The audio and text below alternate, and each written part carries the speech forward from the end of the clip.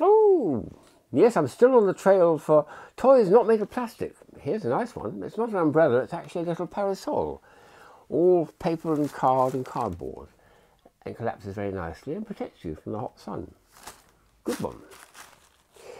There's a few noise toys which are quite effective too. And look, the material and the design. This one here, for instance, was probably put into comics for many years, perhaps many years ago too.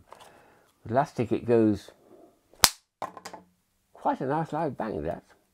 When I first got this, I found the best way of doing it was as a practical joke, where you put that on the table and you put a heavy book over it or something, which is interesting.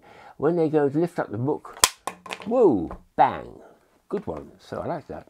But he also made this sort of thing, which is a little gun for children, sort of makes a little pop gun. It's got a bit of paper there which pops out when you do an action like this.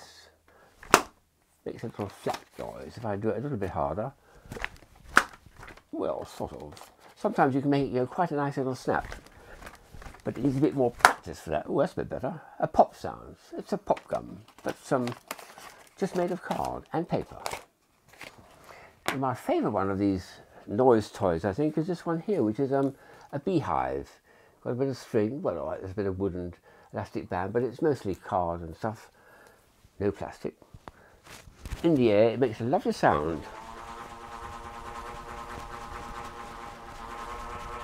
Oh yes, that's definitely a bee. Swarm of bees. Oh, there's more than one. Wow. So a nice one, that. A beehive. Oh, that's what it seems to be. There's also an awful lot of optical illusion type toys, which are, well, there's flick books everywhere. None of these are ever made of anything other than card and paper. If you do it this way or do it this way, it's a lovely use of card and cardstock. And then there's optical illusions like this. All these are made of card as well. And it's an optical illusion showing two figures, one of which is bigger than the other, except when you pass them around, they change places, and the bigger one becomes the smaller one, and vice versa. Oh, that's clever. And here's one made of quite a thick cardboard, which is a famous, very, very early cinema toy, pre-cinema toy, 1830, I think, the Torment Trope. The idea is you put it up to your eyes, and then by turning it fast, the bird appears to be in the cage, but it's actually a bird on one side, a cage on the other side, and when the things are merging quick enough, your brain fuses the two images together. So a little Torment Trope, a super little toy. Then we've got some very pretty toys. These ones I think are extremely pretty. In fact, this one is, I think, probably my all-time favourite of the action toys. It's a Jacob's Ladder, but look at the effect. Beautiful. Oh yes, oh yes. Japanese with fans. Flip-flops. Jacob's Ladder or the Milkman's Wallet effect. So that's a particularly nice one because it makes such a lovely surprise action. These ones are very nice too. Again, this is all paper and wood. Turn them up like this and it flips down and you get these little baubles that appear. I've got another one here which is all similar. I like the way they flip down and make little baubles. And one I haven't seen before in the world of plastic type ones, this one here, because it's got a little creature inside, like a little bee almost. Look at that, in the centre there, with three balls. Very nice, very sweet. There's even ones like this, which is the old finger trap. Oh, goodness. This comes from India, I think, from many years ago. It's all falling to pieces, but it's just made of ratafia or reed, I don't know what it is. But when you try to pull your finger out, it closes on the finger and clamps on your finger, and you have to do an action like that to free your finger. A finger trap. Very nice.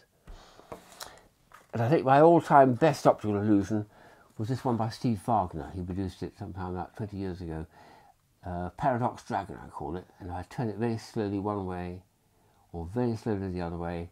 It appears as though the neck is cranium following your movement of the head. Beautiful. Very, very nice effect. Like. So, well done, Steve Wagner. It's quite the best of those. Of course, it's a hollow head. It's there at the back of the thing, but there's the solution. But in fact, this way around, it looks superb because you get animation. It shouldn't be animating. It's not fixed or anything. So that's a beauty. And the last item is this one here, which is called Flurry Fun, which came out sometime in the 70s, I think it was. It's got some of this wonderful honeycomb effect, like that. And then you can make it go from hand to hand. if you're getting fairly agile, as I'm just about able to do, you can make it into an action like this, which is a bit like Slinky, catching it. Oh yes, oh Slinky, yes. Or you can put it on the table flat and turn it around like that and make a big ring, which is running away from it. Or we can toss it out and make it a much more sort of dramatic. Woof! Huge one, huge effect. So, wonderful toys. All made out of card. Wow. Perhaps it's the material of the future for toys.